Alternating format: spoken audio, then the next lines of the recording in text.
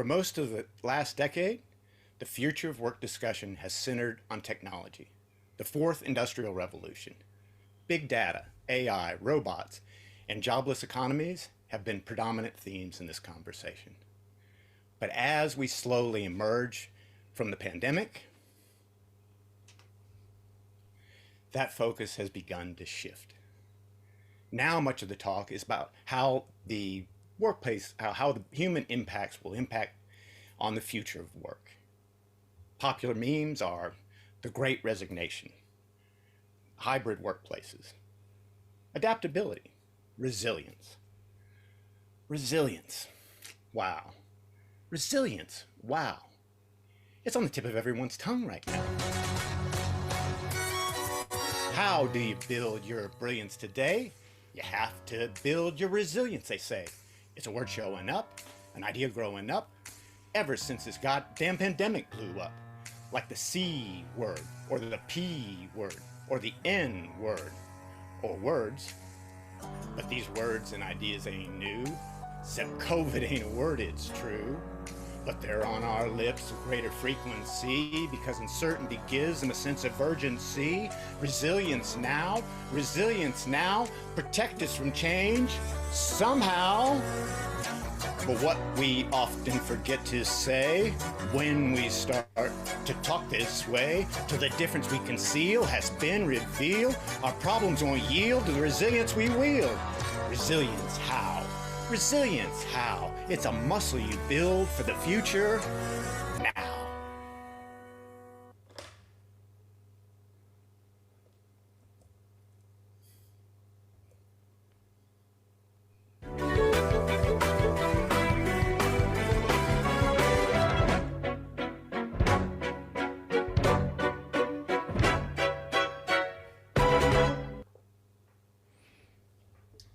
Welcome to the Difference Project, an exploration in how to use difference to make a difference.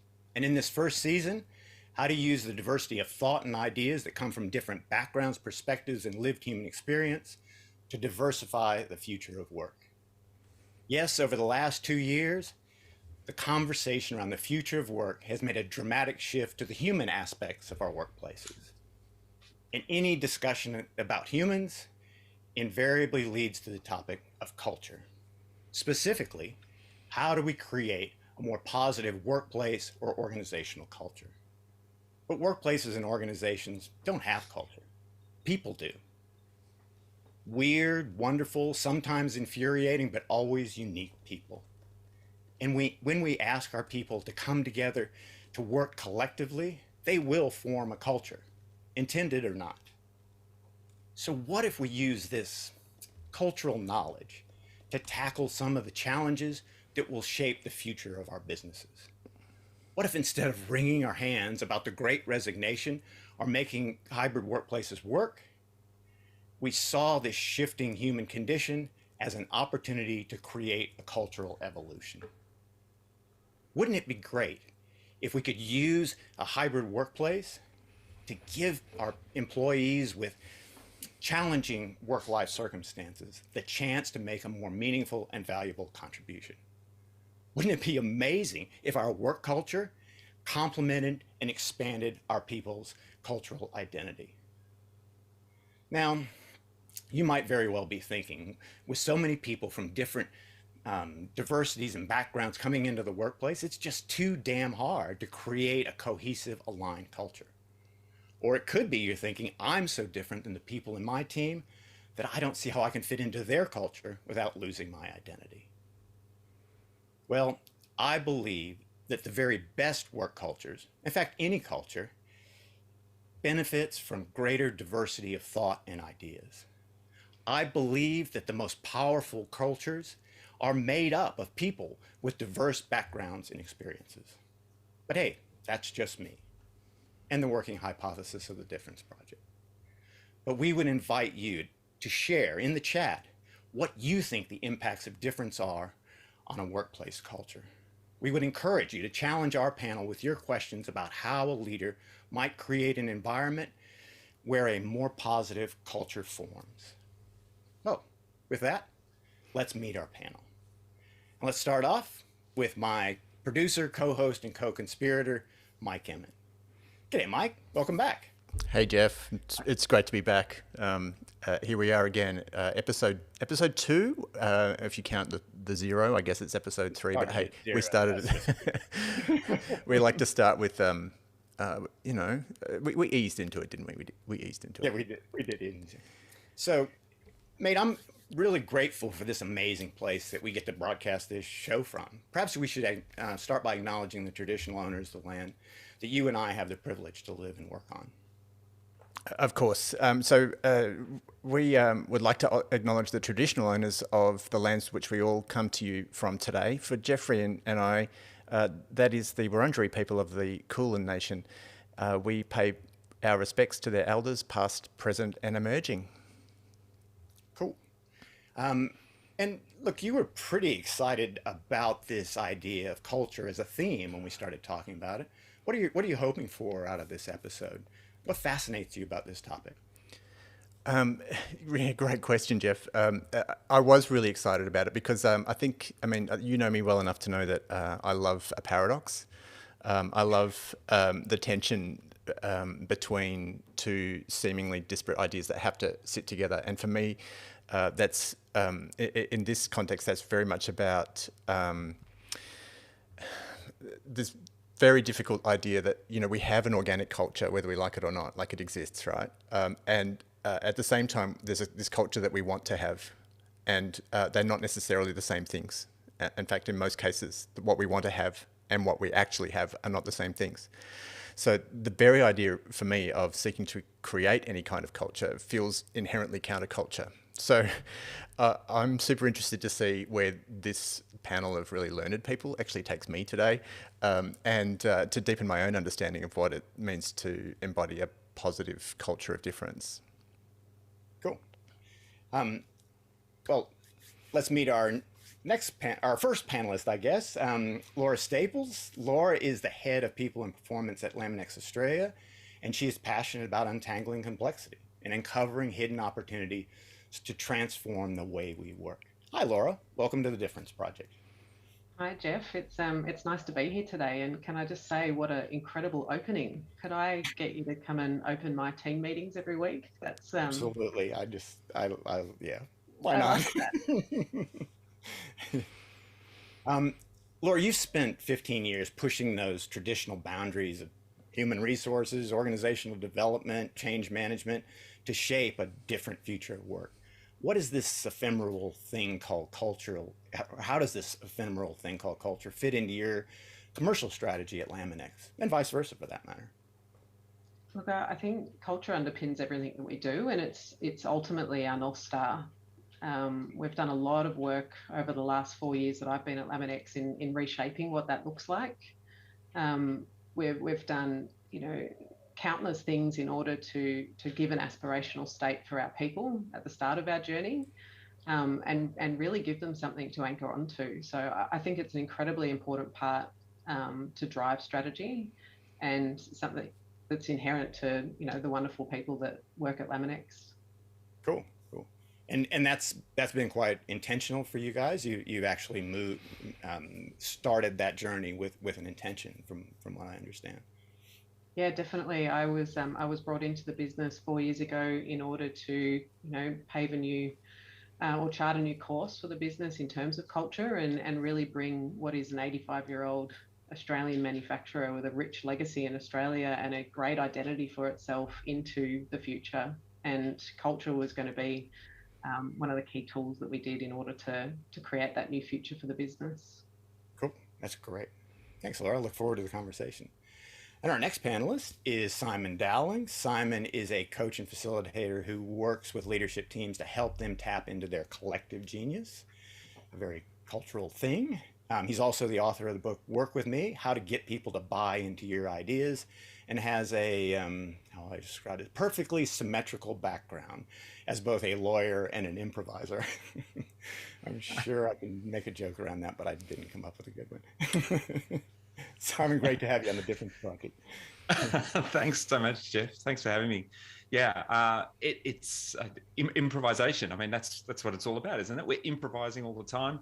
I feel, strangely compelled to be coming up with an immediate beat rap, but I wouldn't for a moment dream. That's just magical what you did. I agree with Laura. What an awesome opening.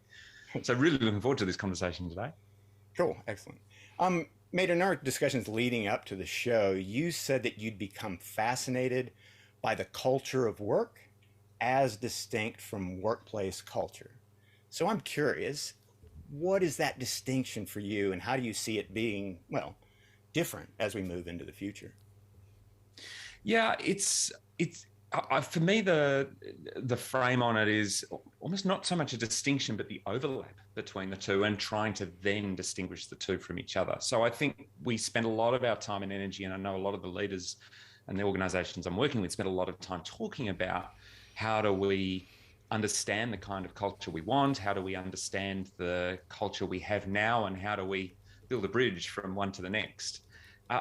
In doing that, I think by necessity, what we're also encountering is every individual's own culture of work, own perception and experience of what work actually means. How do you do work? So if I take my own example, I was brought up in a pretty traditional family in terms of the working styles, the working models, and I have really deeply ingrained in me a belief that success in work equals the number of hours you work, so time invested, and how hard you work within that. So it's a real work ethic culture.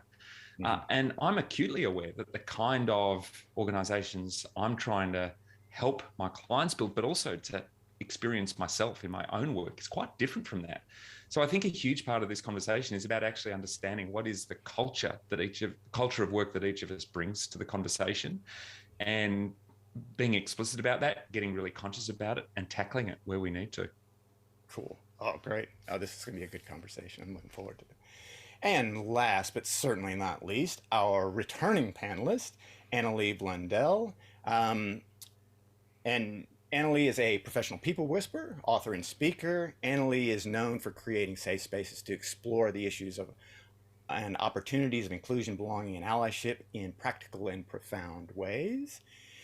And the awards just keep rolling in.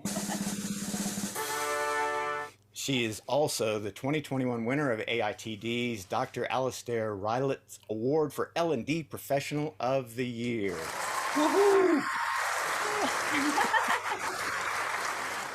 Congratulations, Annalie. And welcome back. Thanks, Jeff. Pleasure to be here. I'm really looking forward to it. Issues and opportunities of inclusion, belonging, and allyship certainly speaks to the quality of work culture that's formed. What role do you think difference plays in that formation? Friend or foe, asset or ally, or asset or liability, shall we say? Both. to draw on improv, because we have the wonderful Simon in the room, it's a yes and. it's all of the above.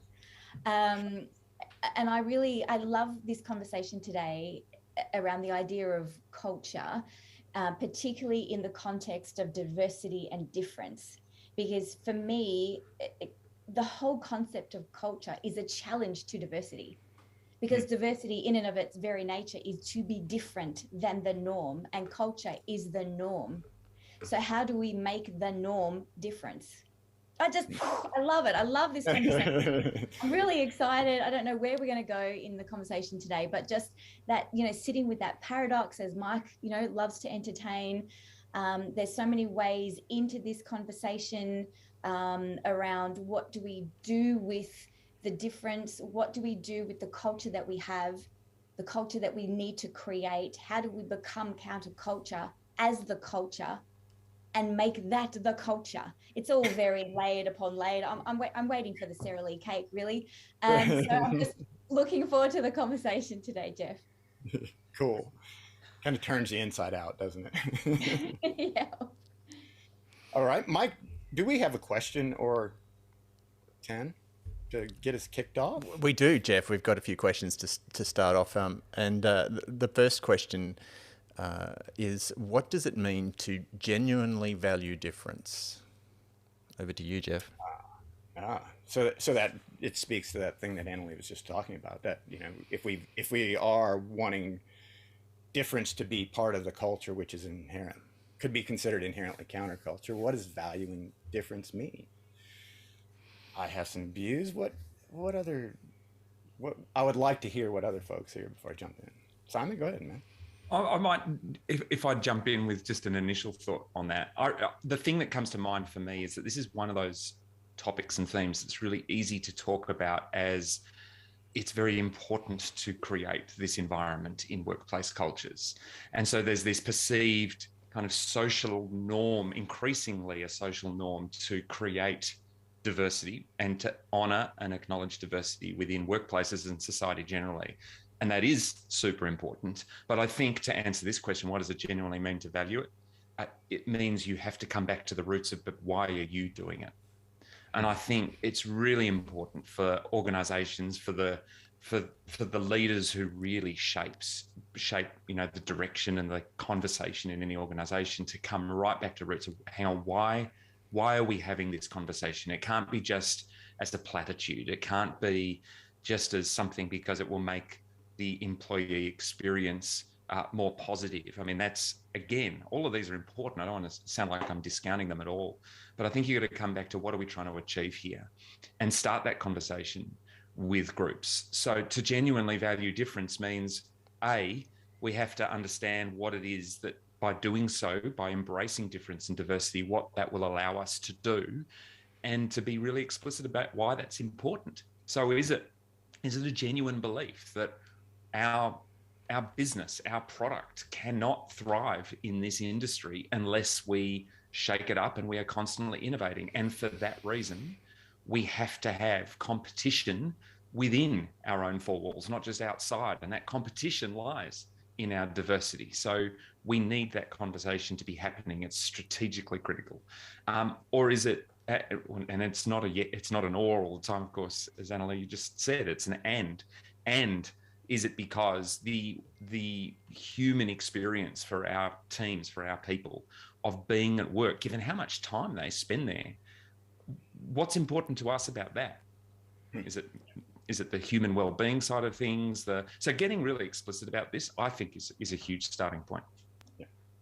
Laura, you must have had to deal with this coming from a manufacturing perspective. I mean, you deal with a lot of different people, and to bring those different people together and form a culture around all those different perspectives that they bring, that must have been a challenge you guys faced when you came into your North Star building exercise.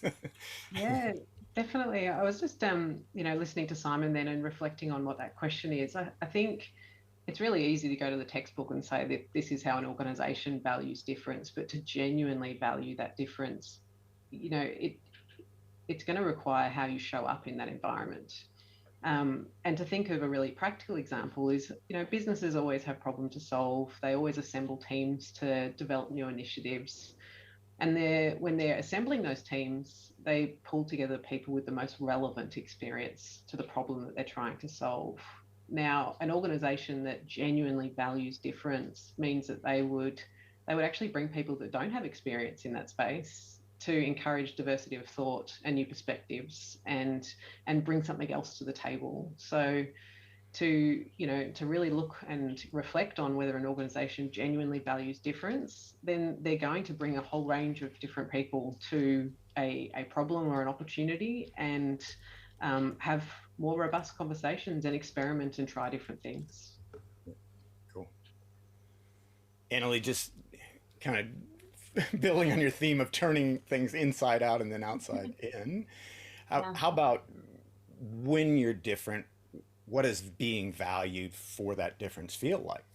What's your perspective on that? Jeff, I imagine it feels rare and like a gift, because if you are truly different, you are uncomfortable in the system. And for me, this question, what does it mean to genuinely value difference? You know, all my discussions from my perspective, I enter via the interpersonal lens. So speaking about what it means to affect and infect one another as human beings, how do we co-create the culture by being around other people? So I look at that. What does it mean to genuinely value difference? To me, it means being uncomfortable. You know, we've talked about this before, the idea that, yes, let's hire people of different backgrounds and experience levels or no experience level. To your point, Laura, that's great. We need the best and the brightest and the most vacant, possibly, minds in the room to create that difference. And without the ability to value the discomfort, to be comfortable in the discomfort, we will unconsciously and automatically downgrade those ideas. We will discount or reject the difference if we are not schooled in or trained in or used to overcoming our initial shock. For me, I think of culture like a warm bath, right? So a warm bath, let's say it's sort of tepid. When you're in a warm bath, you don't feel you're in the bath, right? You may have heard this metaphor. You don't know that you're in it because it feels like you feel. But if you step into a cold bath, boom, the shock to your system is great. You feel it instantly and it's uncomfortable. So for me, this idea of really valuing difference is that we need to be defined by discomfort. Are we the people, to Simon's point, have we changed our mindset? Do we know why we're doing this? So you may have heard that there's this group of people on the planet who love cold showers, and they do them on purpose. In fact, those crazy people, they even run into like the polar ice caps in the Arctic and bathe themselves in the freezing water every morning just for fun and for health. And in fact, they do this because they know that there is good scientific research that it kills off the dead mitochondria and allows you to grow more healthy, stronger cells. So basically, it makes you stronger and fitter and better, but it is uncomfortable. So you're not going to just go into a cold bath because it feels good. It doesn't. But if you subscribe, like Simon says, to the idea that this will make me better, this will make us better, now you have a reason for doing it. And now you can be defined by the discomfort. Laura, did you guys find that you shed some mitochondria? I actually love that sentiment. And one of the key mantras that we have at Laminex for our leaders is to be comfortable in the uncomfortable.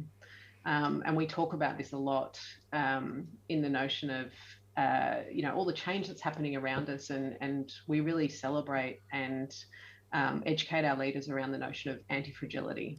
So I love, the conversation earlier around resilience, and that is something that as part of the pandemic, we've placed a lot of focus on. But to truly be comfortable in the uncomfortable means that any impact you grow from.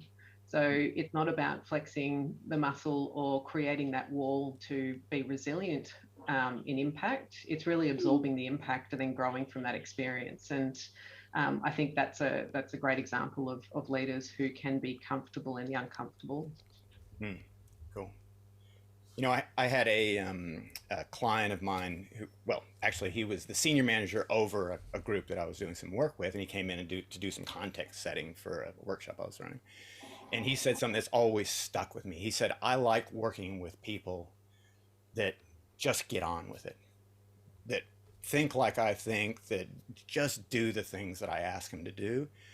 But what I need are the people that ask questions, that are willing to ask why, that'll challenge me to think about why I'm asking those things of them. And that's always been such a powerful perspective on that's what it takes to lead difference in your workplace. That's what it takes to value the diversity that you have. And when I think about valuing difference, valuing diversity, it's like when we value anything, you're willing to invest in it. You're willing to take the risk on it, that it won't work, that it'll make you look bad, that'll make you uncomfortable. But value comes when you actually say this is something that's important enough that we're actually going to make an investment. There's a currency to be gained, a return to be gained from that investment. I love that. I had a very similar experience recently where I was running a workshop, and when I asked them all to break off into different pairs and little groups for a conversation, one of the leaders stood up And she said quite loudly, she said, and as she looked around the room, now who's going to annoy me with their questions? And she made a beeline for that person. And it was a great, like everyone laughed at first, and then they realized it was a great declaration of intent, right? I'm going to pair up with somebody who's going to make me a bit uncomfortable. That's great. I mean, they're the moments where you go, all right, cool, this person values difference. And you hope that that moment is infectious to the group as well. Yep, absolutely. Cool. Mike, what have you got for us? That was fascinating. Wow. The next question, how does a leader get intentional about forming the culture that they desire? Ooh. Yes, there you go. Well, look, I mean, I think one of the realities is it's a big topic. So maybe potentially the better question is, if I want to be intentional, where do I start? What are the things that I start doing?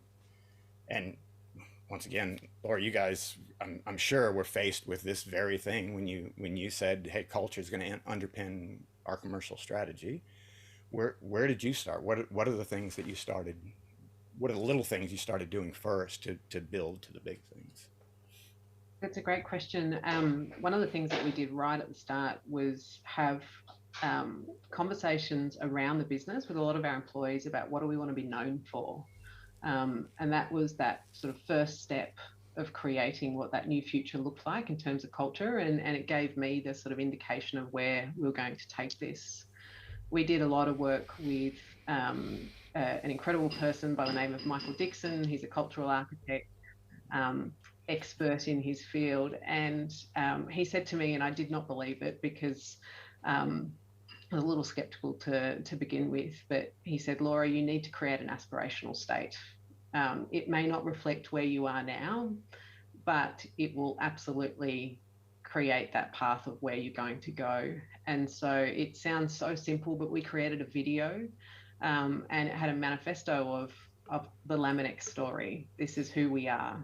And when we played that video back, I sat there and I thought, God, everyone's going to look at this and go, this is not what this business is, and this is not who we are. But it genuinely, 4 years on now, we can play that video and it is 100% an accurate portrait of who we are as a business and what our people believe.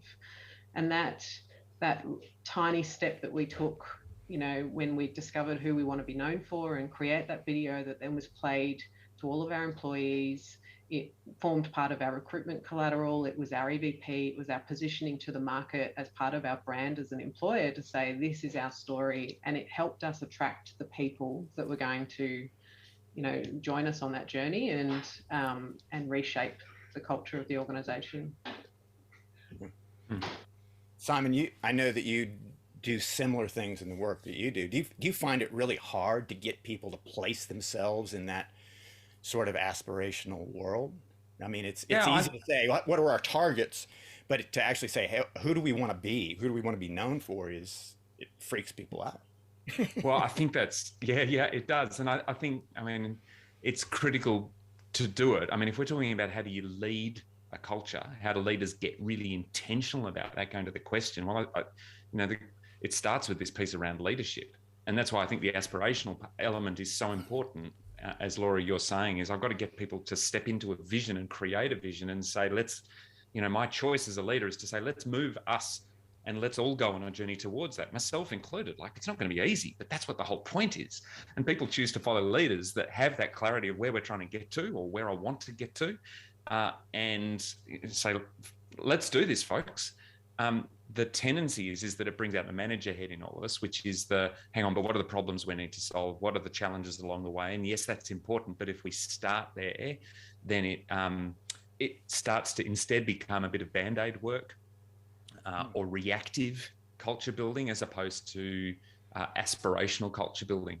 So that one really simple activity I love running with teams is the time machine activity, which is when we talk about culture, I'll say to a bunch of leaders, get into a time machine, pick your time machine. Could be the TARDIS, could be the DeLorean, could be one you make up yourself. Set the coordinates. Let's choose a date. And I typically would choose the date that is 12 months from now. And I kind of paint that picture with them. I want you to step out, and you step out into this same organization and you look around you and describe what you see. And they just start to, and it's great the shift that happens in this imagined type of activity. And then I'll get them to get back into the time machine, and we'll set the coordinates and we'll go to a party or a barbecue that's being hosted by one of your staff. And you just happen to step out of your time machine alongside a conversation that someone's having about work. And I'll ask them to describe, what are they saying? How are they describing this place where they work? And it's amazing what happens when you emerge and you just kind of get this array of feeling that really comes from that.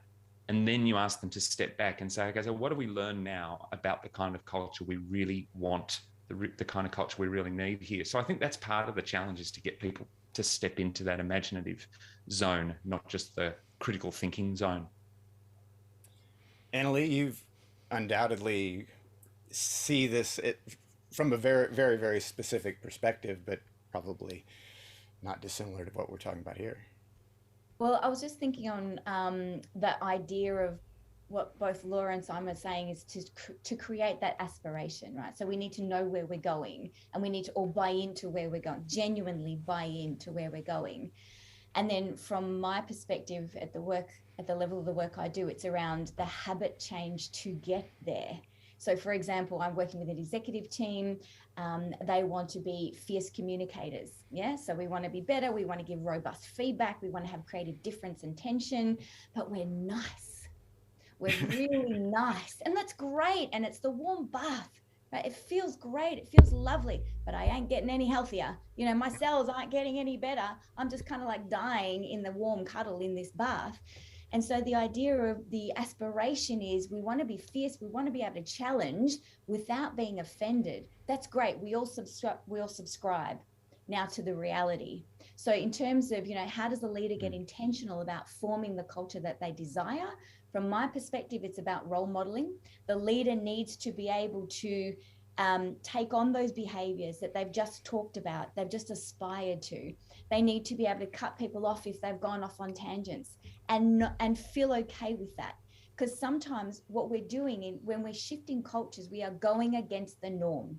And humans are hardwired to be in the tribe, to do what we're all doing. So particularly in the work I do around communication, so what we're asking people to do is go against really ingrained social norms of being nice, being polite, being affirming. I don't want someone saying to me, stop talking, it's boring, shut up, it's time to move on, right? That is just not okay to do that.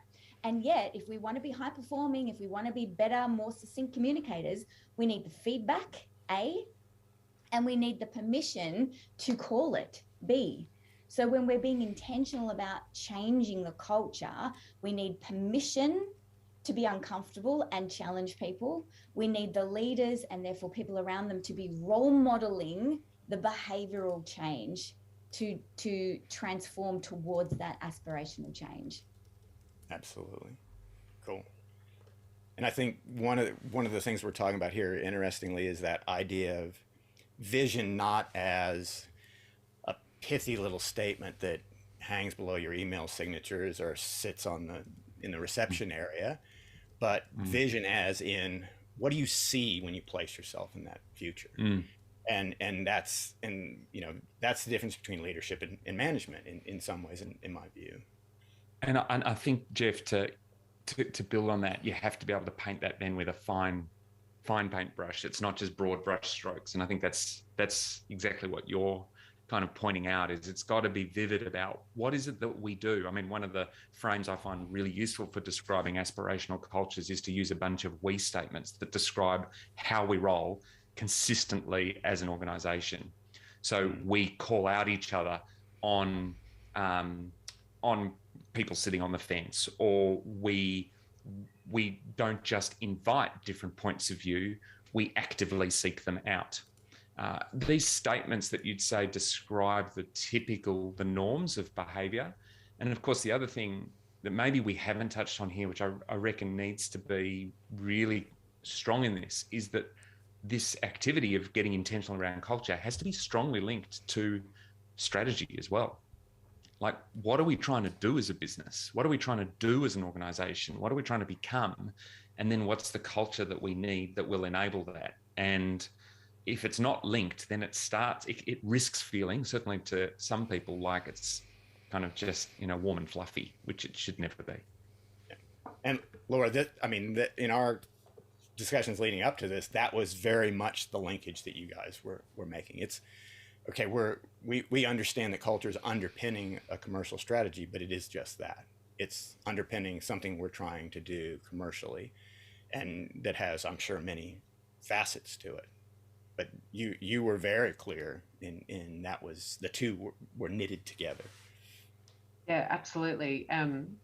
For us, it was the difference between culture enabling our commercial outcomes or being a differentiator as part of our commercial outcomes. So it was whether we, out there in the market were seen as using, or not using, that's a poor choice of word, but having our people enable the activities of the organisation, or if we were deliberately going out and saying that our culture is a differentiator as to why our customers should pick Laminex. And it's the people that you work with, and it's the experience in which our people have, which ultimately improves the customer's experience.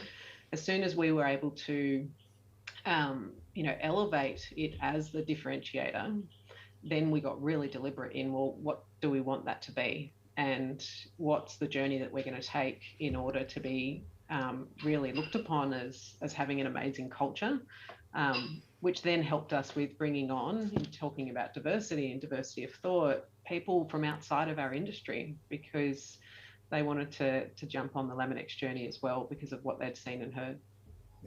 And I think one of the things that you said there that's really important is intention is not a one-off activity.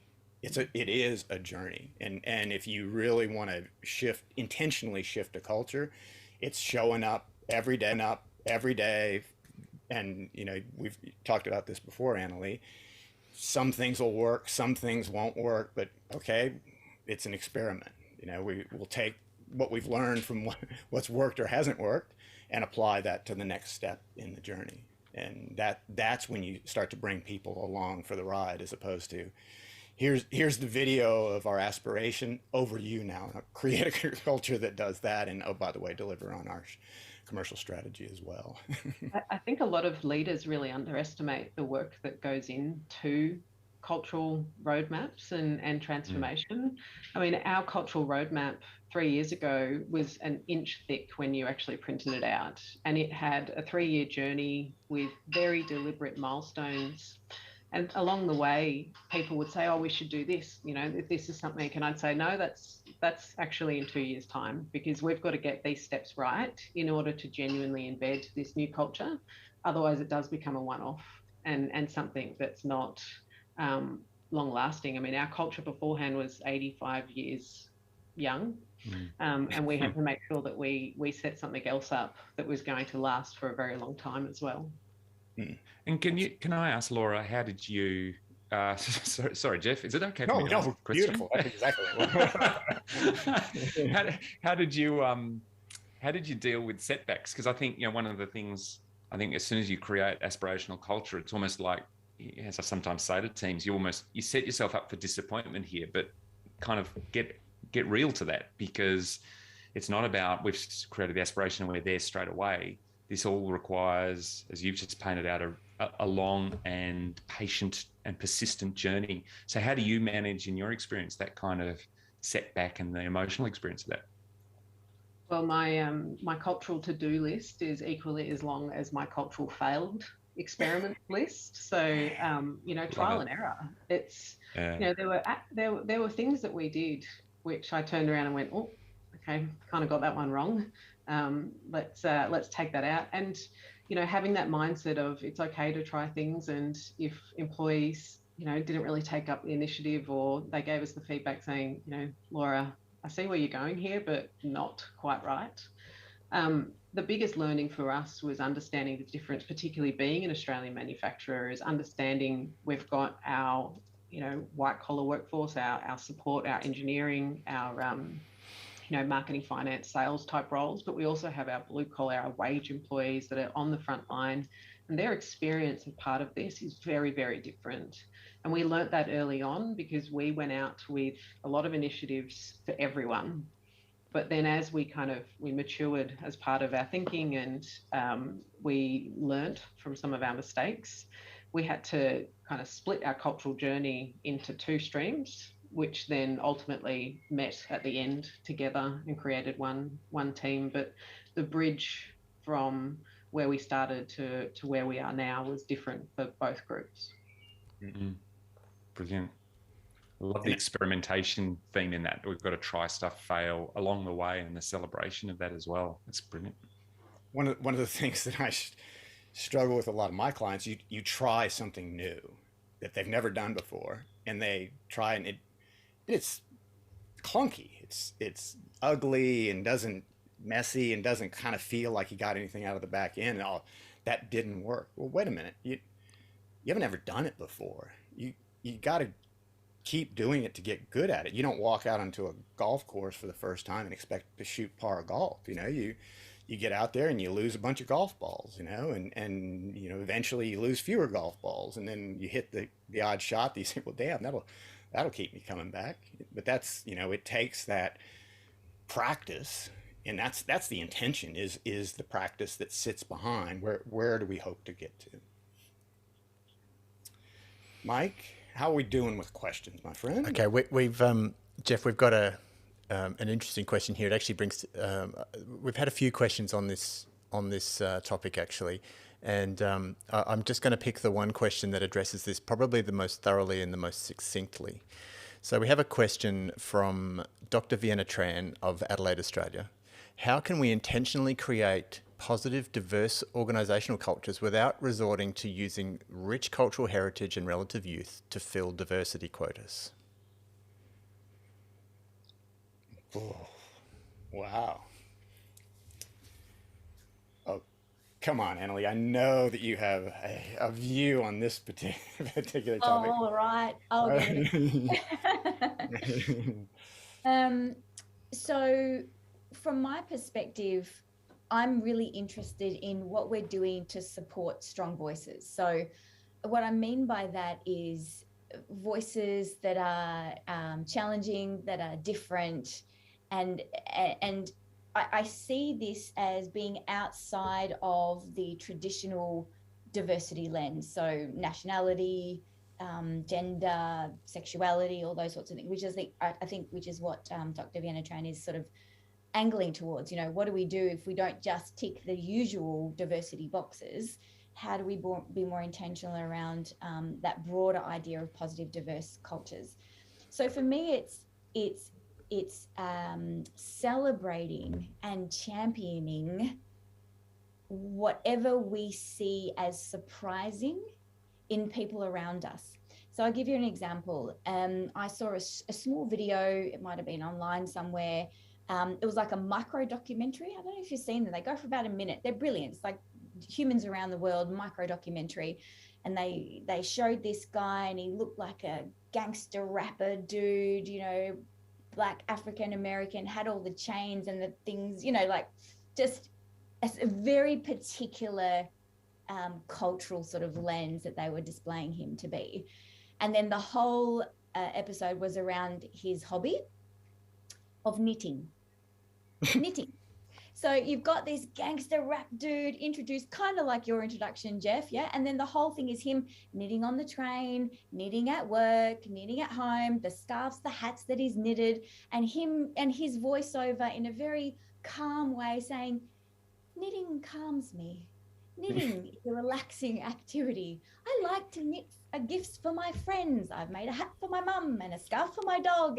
And the whole idea around this is challenging what we assume to be there. So I like the idea of championing and celebrating the differences of expectation. So it's not culture, sexuality, gender. It's, oh, I thought you were this, but you were this instead. How marvelous. Does everybody know that Jeff is a rapper?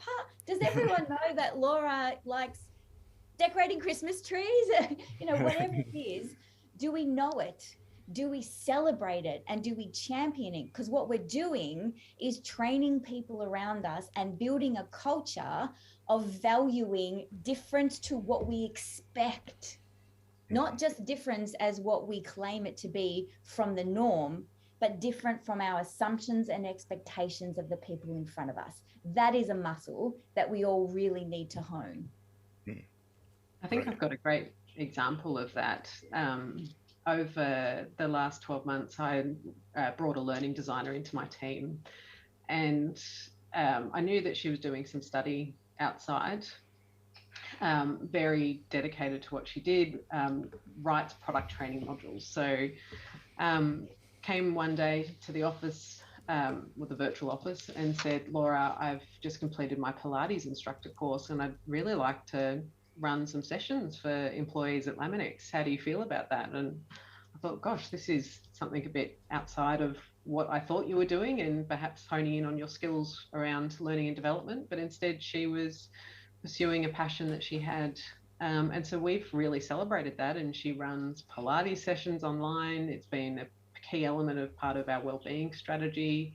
And she loves it. She's more fulfilled because the organisation is supporting a passion that she has outside the organisation, and she's showing up in the most engaged manner and loves what she does at work. So it's a great way of being able to celebrate, all aspects of people. I think what this conversation is really reminding us is that diversity obviously has different faces to it, right?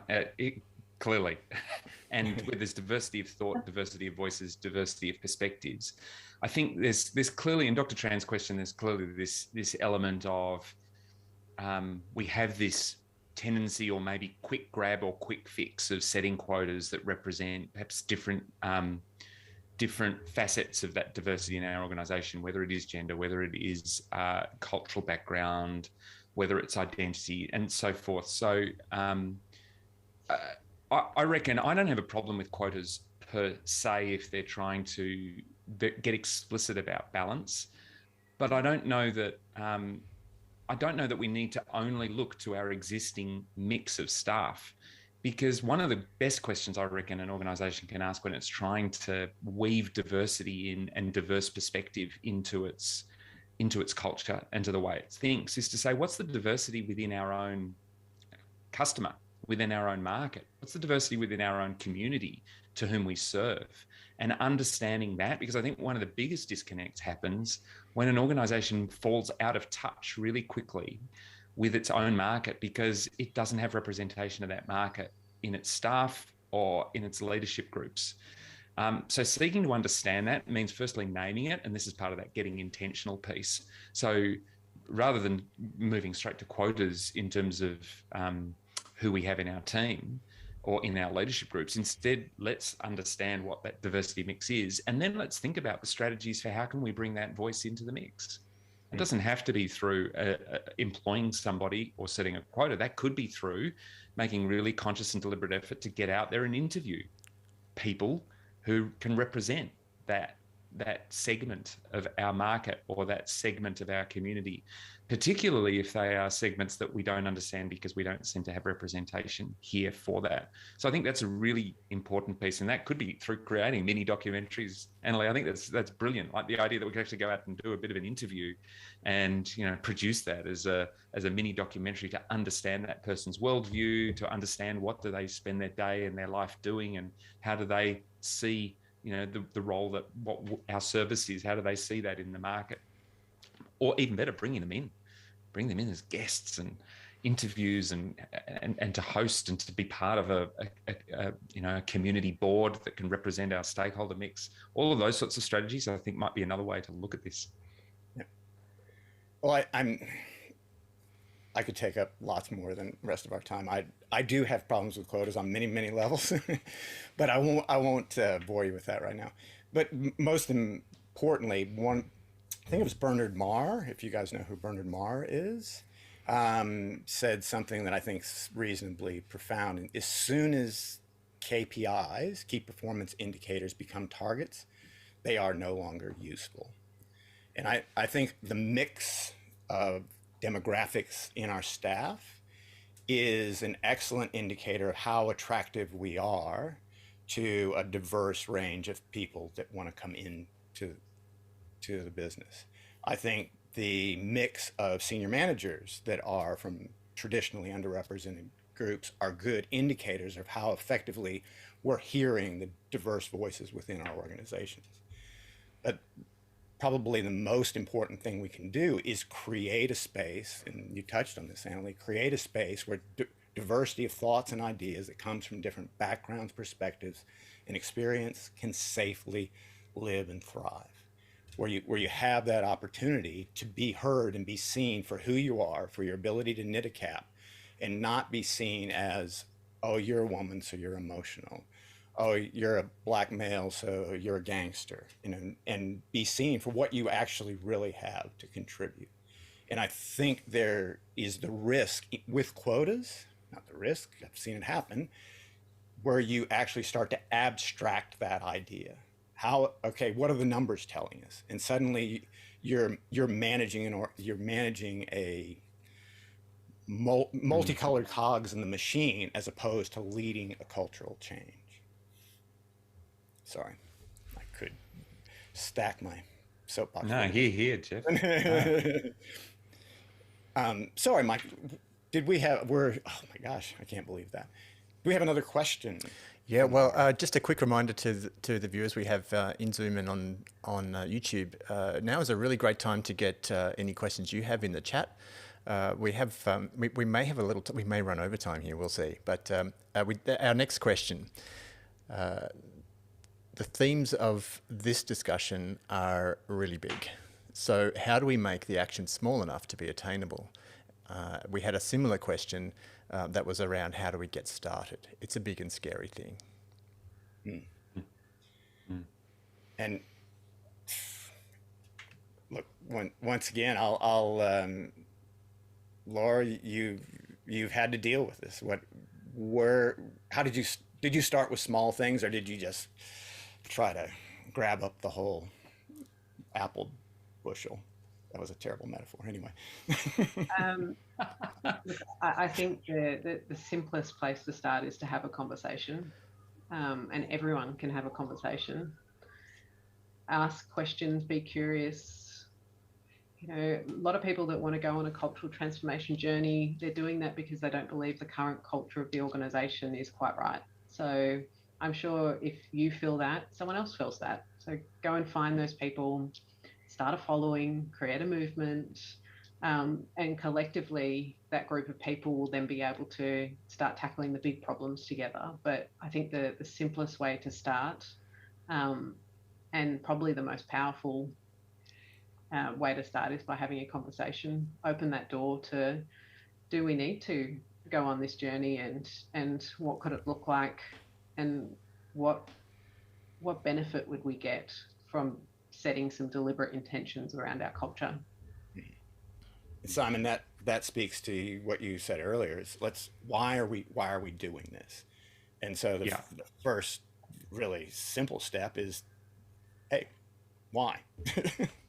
It's funny. I reckon a lot of organizations kind of struggle to have that basic conversation, which is actually so important. Like any team should be sitting down and saying, how does difference matter? How does diversity matter in the work that we do? Let's just have that as a conversation. And then the danger of those conversations is it leaves a bunch of people, a team, sitting there going, it's been a really good conversation. I hope leadership does something about it. And so there's this dissociation that goes along with it, or even better, people and culture will sort this out, thank goodness. And that's what we don't want. We want, and I think that's what you're highlighting, Laura. You want people to take this on at a very individual level. And so one of the things I often say is, how do you create an individual tension around this conversation? And so it has to be the first question. Yeah, sure, we'll think of a cultural roadmap, absolutely, a culture shifting roadmap. But what's one thing? This is to Annalie's observation about the importance of habits in this. What's one thing that you could do differently tomorrow, this afternoon, to try a little experiment you could run? So, for example, if we've all said, yeah, look, I think we could do more to encourage the quieter voices in our meetings, because they're often the ones that have a different point of view and they're not sure whether they should interrupt, and they don't want to upset the apple cart, or what was it, the apple bushel, Jeff? they're the ones that we have to say, what's one question each of us could ask that would actually not just invite that person in, but bring them in, and just do that. Yeah. Keep it small. We talk about, you know, a lot of this is there's going to be a ton of positive outcomes. There's also some really negative outcomes that happen as a result of cultural transformation. I mean, you've got to be able to manage the expectations that, like any movement, you will have people that do not want to follow. And that people who consciously make the decision to say, you know what, this journey is not for me. Best of luck, but this is my time to step aside. That is a completely okay outcome of charting and setting a deliberate course to change culture. But it's something that I think is, you know, we forget about when an organisation undertakes one of these big scary things, and you know, they get surprised along the way. Yeah. I mean, and it's easy. I mean, it's easy to wrap a risk management bow around it, but I think it is that intentional conversation of what might the unintended consequences be, and how do we start thinking about how we'll manage it in the way we design, the way we move forward. And like I say, you will have the resistors, and some will be passive, and some will be vocal, and they'll, you know, there's the whole diffusion of ideas thing. You know, I kind of think that's where it's easy for us in a conversation like this to talk about, for example, the idea, Annalie, of cultural change should create discomfort. It should feel uncomfortable. Difference should be uncomfortable. But actually, I think we've got to really bring that home at the really local level for people to say, we're probably not having this conversation properly if it's not causing discomfort for all of us at some level. And I think we should talk about that. Let's talk about where this is uncomfortable. Let's talk about where this feels risky for each of us. And if I'm the leader of a team, I kind of need to go first on that. I need to be open and honest and vulnerable about, let me tell you where I'm going to really struggle when I'm under pressure from senior management to deliver a result. I'm really going to struggle to slow down enough to create space for some of you to stop me and challenge me. That's going to be hard. And can I tell you, it's not only going to be hard, it's going to be the reason in 2 weeks' time why you all step out of a meeting and roll your eyes and go, I knew he wasn't serious about this. That is going to happen. And so I need help. Because if I can't hold myself in that moment of discomfort, let's get real, this isn't going to happen. So if you can start that conversation, I think that's a really important place.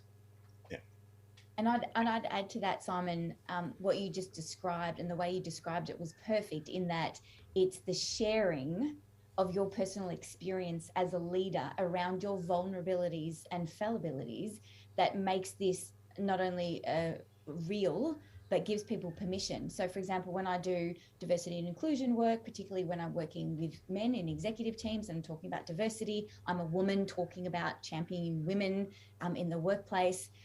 I very much come from a lens of, you know, it's not men against women. That is not the conversation we're having.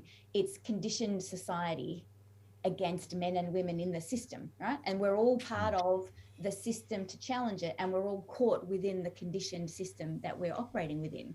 So we all have multiple hats. And one of the things I offer is I demonstrate how I am still part of this system. I am biased against women, because if I can't lead with a personal story around the fact that I'm still challenged, I'm still uncomfortable in this, and here's how I'm working my way through this, then I'm just preaching, you know, to everybody. So it's a case of saying, you know, I was in buying a camera, and I looked for someone who could help me, and I literally overlooked the woman standing right next to the cameras who had a uniform on, and went to the guy in another department. I said, I'm looking to buy a camera, and he took me to the woman and said, she can help you. And I just went, what am I doing? I run workshops on this stuff, right? And I was horrified, and she was brilliant. And it took 30 seconds for her to win me over and for me to go bright red with shame. And, you know, to be able to tell a story like that is to say, we're all part of this system, and it catches me, and here's what I'm doing about it, and here's what I invite you to be thinking about. these daily moments, because as an individual, you create the culture by everything you say, do, and think in the moment of the day. Yep, absolutely. And look, each of us has our own story. Each of us is telling ourselves our own story every single minute of every single day, and we're looking for evidence to support that story, and we're discarding the evidence that doesn't support it because that's uncomfortable. And it is those small steps of, hey, let's just bring in some evidence that maybe doesn't fit everybody's story, and just relax in and around it a little bit. And that's, and you know, as you said, Simon, that's where a leader needs to assuage that discomfort a little bit. Okay, I know what this is going to bring up, but we're going to do it anyway. And I'm as uncomfortable as you may be in these sorts of conversations, but it's going to make us better and stronger if we have them. Yeah. All right. Well, I could go for a while. We are getting, in fact, we're over our time again. So really want to wrap up with just some closing thoughts. Any final words, insights, whatever that you may have. Laura, how did you find the Difference Project, and how did you find this conversation? Uh-oh, you're muted. I think the conversation's been great. Such an important topic to discuss. You know, to go back to the original question, does culture eat strategy for breakfast? I think if you can use culture as a differentiator to enable commercial success, absolutely. If you see it something as a organizational enabler, it's very different. It's out there as a market differentiator and something that's going to really make a difference to your customers, then culture is a wonderful journey to go on. Cool. Simon? Yeah, I love that this is called the Difference Project, Jeff, because I think what this conversation just highlights is it's not a difference event. It's not a difference initiative. It's a project, and it's probably a project that never ends. And if there's one big theme for me from all of this, it's actually normalizing the awkwardness and the discomfort that's going to come for all of us. And almost the message from this is, if each of us isn't experiencing some kind of awkwardness and challenge in terms of trying to embrace difficulty, that's the problem, as opposed to the other way around. It's a problem if you are experiencing that. Cool. Annalee? From my perspective, I just would like to invite the listeners to think about the themes that we've talked about today. We've gone from the cultural perspective and enterprise level all the way down to the micro moments of how you show up and how you handle discomfort in your own conversations. So there's things that we can be doing as leaders, for sure. But whether you're a leader or not, you are a human. And I'm assuming you're a human. You're an individual in some kind of cultural ecosystem, whether that's in the workplace or your community group. And so this idea of how do you personally relate to difference, to culture, and to being challenged by what you don't expect from somebody. I really think we need to be thinking more about that and maybe embarking on some experiments. I'm all for experiments around, how to be different, how to be better. So an experiment around this would be, what can you showcase to other people, or what can you share about yourself that might surprise them? Are you a secret knitter? Is there something in your background that you can share with people that might surprise them? Because the more surprising things we bring about ourselves, the more we start breaking and challenging stereotypes of who people think we are. And that helps people come along this difference journey. Cool. Great, Annalee. Thanks. Mike, any closing thoughts from you? Well, as always, Jeff, I've learned a lot today. I've learned that yet again, the discussion between you and I would have made a great podcast in the lead up to this, as you and I struggled to actually form the question that would become the basis of this very panel discussion. But you know what? There's always when you get four great minds like yourselves together there are more than four answers. There's more than four threads of discussion, and that's, I think I've enjoyed that, watching your discussions ebb and flow and draw indeed on your own diverse experience. So thank you again for making my experience as a producer really entertaining and really interesting. And I've got a lot to think about between now and the next one. Cool, great. Well, I guess I'll wrap up first. Whoop, Mike took me away. There we are. I'll wrap up by saying first and foremost, I want to thank all of our panelists for showing up and showing up. So not just being here, but actually leaning into this discussion and bringing your experience, your thinking, and exploring this very complex topic from a lot of different directions. So I really do appreciate your time and attention. I don't underestimate that. And of course, I want to thank the people out there in the audience that showed up and submitted your questions or just were interested enough in what's this difference project thing all about. Tell your friends, invite them along. It'll be fun next time. I can't second Thursday in January. I can't remember the date off the top of my head. And yeah, finally, for me, this idea of culture eating strategy for breakfast and what role difference plays in that was really about I believe the most powerful cultures come from valuing difference, valuing diversity of thought, ideas, and perspectives. And when you do that, then that sort of culture eats strategy for breakfast because it's the most nutritional meal of the day. Then you start to use your culture to nourish your business via your strategy. And I'm sure Peter Drucker, where you're now, may have a thing or two to say about me purloining his quote. But thank you very much once again for joining us for the Difference Project, and thank you, panelists, very much for your input. Until next time. Thanks, Jeff. Thanks, Jeff. Thanks, everyone. Thanks. Bye.